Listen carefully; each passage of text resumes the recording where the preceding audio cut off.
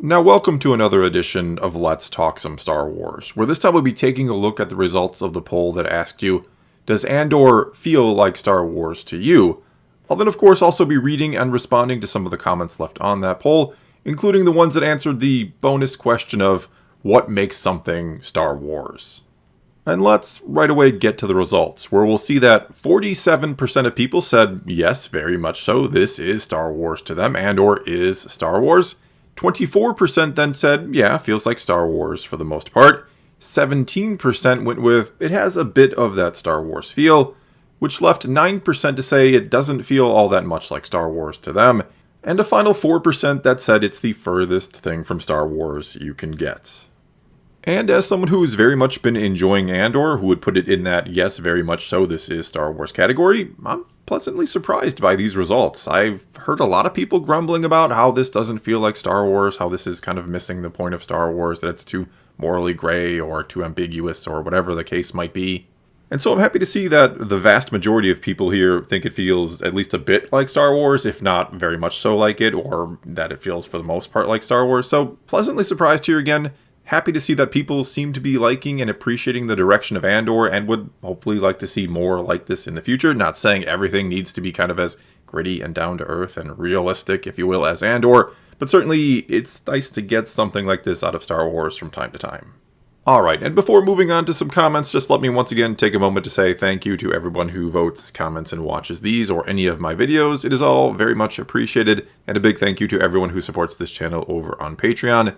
And so let's kick it off, as we always do, with the top-rated comment, which this time came to us from Andrew Lai, who said, Andor might not be the style of Star Wars we're used to, but it's the most real and tangible representation of the Star Wars universe we ever had. The universe, the people, they feel alive. And for the most part, I agree with that. I think more so than any other Star Wars movie or show, this kind of shows us the functionality of the universe itself, the kind of groundwork, the common person going to work, and how a city kind of would function, and all of these more basic, again, ground level things.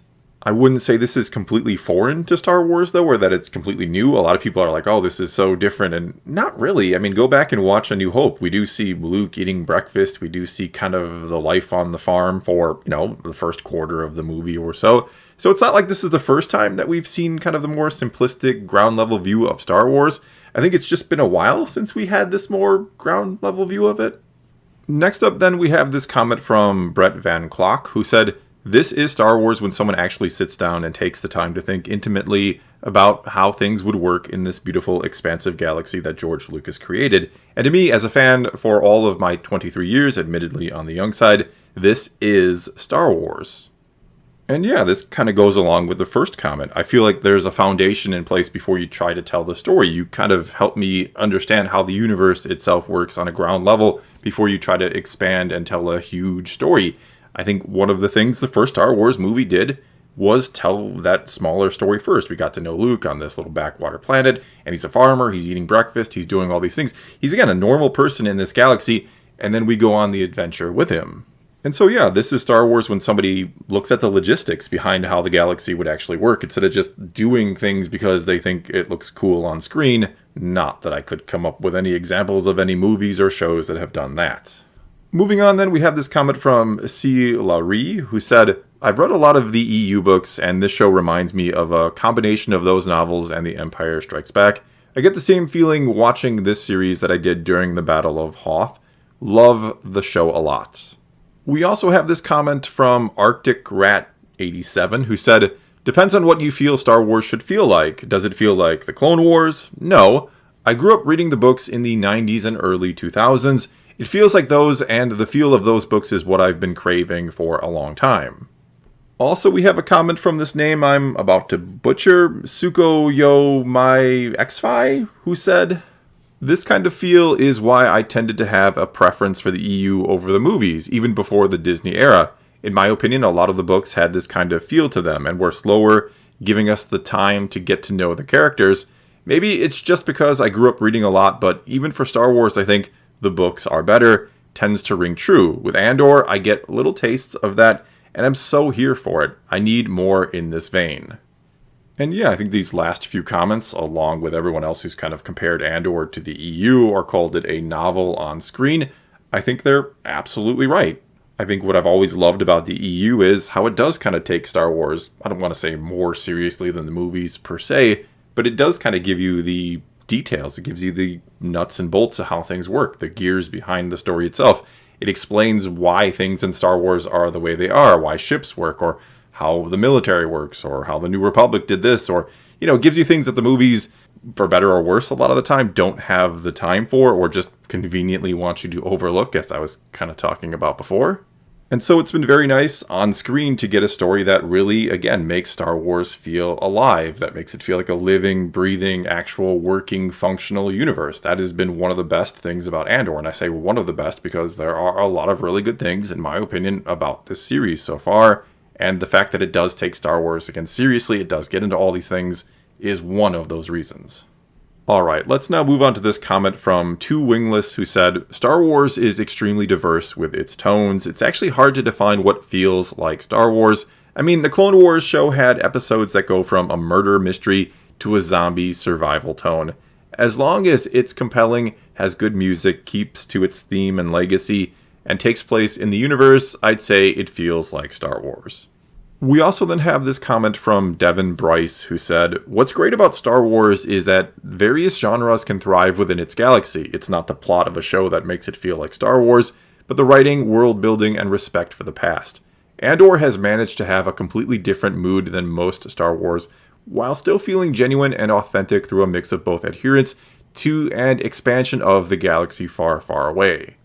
And as someone who has always enjoyed the Jedi versus Sith stuff, probably the most, who gets into the Force and the balance of the Force and the battle of good versus evil and selfless versus selfish and all these things, who kind of feels like that is the core of Star Wars, I think there is, obviously, it's been proven, there is room for many different things or many different genres or tones in the Star Wars galaxy. Now, I don't want to see outright comedy. I know there were a few comments that said the same thing. Star Wars can be anything, but please don't make it kind of a slapstick comedy. Anyway, yes, plenty of room for plenty of different stories as long as they do somehow manage to still capture that Star Wars feeling. And what is that? Well, a lot depends on when you jumped on board the Star Wars fan base. Did you watch the original trilogy when you were a kid? Did you see the prequels? Did you jump on during the Clone Wars? Maybe you started reading the expanded universe out of nowhere and that's how you come to know Star Wars.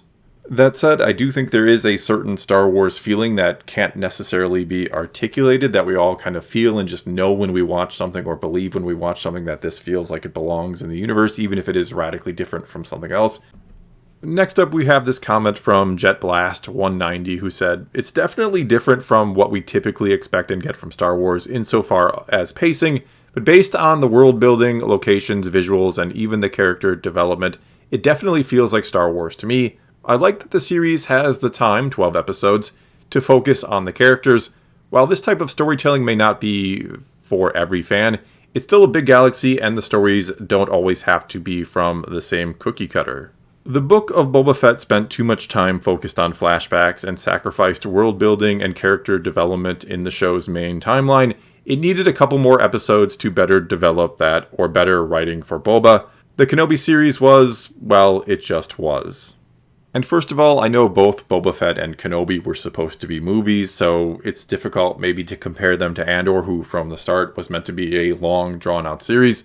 That said, Boba Fett and Kenobi had 6 and 7 episodes, respectively, and by the time they were over, I was pretty much, yep, okay, I'm ready for this series to end, because I felt like they were kind of drawn out and not in the best way.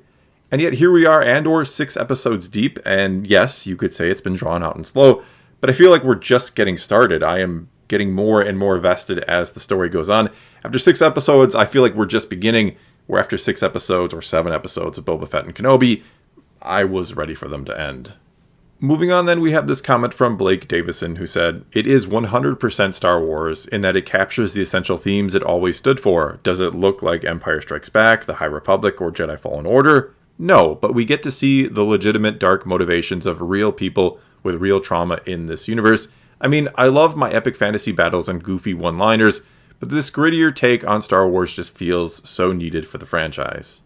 Also, then we have this comment from Scott Rose, who said, there is a whole galaxy of people with stories to tell, Andor is looking at people that may be in similar situations as us, since we don't have force powers outside of the doors at the grocery store.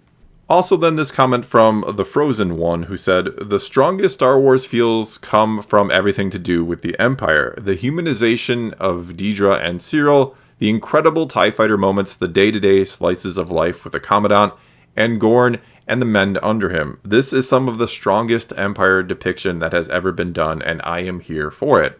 And yeah, I think one of the best or strongest things Andor is doing is showing that the Empire is not just this big amorphous blob of evil, right? That there is more nuance to them. And that's not to say I think it's humanizing them in a bad way where we're now sympathizing with the Empire on the whole. No, it's making us see that not everybody in the Empire is evil and all for the cause. Some of them are. Certainly some of them are some pretty bad people that, deserve the bad things that come their way. But some of them are everyday people just going about their lives, just trying to make it in the galaxy. And some of them, like Lieutenant Gorn, know how bad the Empire is and make the decision. They risk everything to turn on the Empire and try to do their part to overthrow it. And so it's nuanced, right? That's the key to the Empire. It's nuanced. It's not just evil because it's evil. It's more than that. And again, like this comment says from the Frozen One, I'm here for it. Alright, and let's get to just a few final comments before wrapping this up. Starting with this one from MoFi, who said, this is not just Star Wars. This is what I have always wanted for Star Wars. It's mature, realistic, and has weight to it. It doesn't feel like mindless content to be consumed, but a story that requires you to invest your absolute time into focusing on important details, and in return you get a satisfying and worthwhile story that will become timeless. It's beautiful. Then we have this comment from Matthias M., who said, I would define Star Wars feeling as something in line with the OT or PT, mythology, fairy tale, action, etc. So in this sense, no. However, not every spin-off series has to, or indeed should be, like the movies. The Mandalorian, for instance, can change genre from episode to episode without feeling out of place. Likewise, Andor is terrific for what it is, and fits right into the world and timeline that George Lucas created. More, please. Also then we have this comment from Sebastian McCarthy, who said, it doesn't feel much like Star Wars because of the darker tone and the realistic storytelling. I think the lack of space wizards might be the reason for that. But I think that's what makes it great. This show is a breath of fresh air that Star Wars has needed for a while, and I hope Disney learns that they don't need to throw a whole bunch of legacy characters and over-the-top fan service on screen for the audience to enjoy a well-written show. Moving on, we have this one from The Optimist, who said, it feels like Star Wars just with better writing and dialogue. The sets, characters, and world building all have that classic Star Wars feel to it, but because of the quality of work behind this production, we are able to enjoy this story for what it is, and not have to imagine what it could be. We then have this one from Trogdor7432, who said, as someone who has been playing tabletop RPGs set in the Star Wars universe for years now, this show, along with Rogue One and Solo, are the most inspiring pieces of media Disney has put out. We've seen the Skywalkers and Jedi-Sith conflict for nearly 50 years. I'm ready to see the rest of the world, and that's what these shows' movies have done for me. We then also have this one from Johan Hernberg, who said, I was already 16 when Star Wars started. Andor is like a mature wine. I think it'll be an unexpected masterpiece, just as the original Star Wars was. Then this comment from Darkwater, who said, it's mostly Star Wars, but in a good way. It doesn't replicate the high adventure serials that Lucas was inspired by and that Favreau has finally managed to replicate in The Mandalorian, but it's the kind of story Star Wars needs for the franchise to be able to grow beyond its roots and tell more stories in the fantastic Star Wars universe than just Jedi versus Sith. It fits perfectly into the Star Wars universe, even though it is something different than classic Star Wars. And finally here we have this comment from Anthony Miller, who said, I'm a simple man. For something to be Star Wars for me, it simply has to take place within the Star Wars galaxy and not break established lore. I'm fully open to exploring different sides of the galaxy beyond Jedi and Sith, and for them to even explore different genres within Star Wars, maybe except for outright comedy. I don't know if that would work. As long as they continue to primarily make content that focuses on the Jedi and keep that as the backbone of the franchise, I'm open to explore new, different takes on the IP. I'm loving Andor. I'd say it's the best Disney has done with the IP so far. even better than Mando, which is still really good.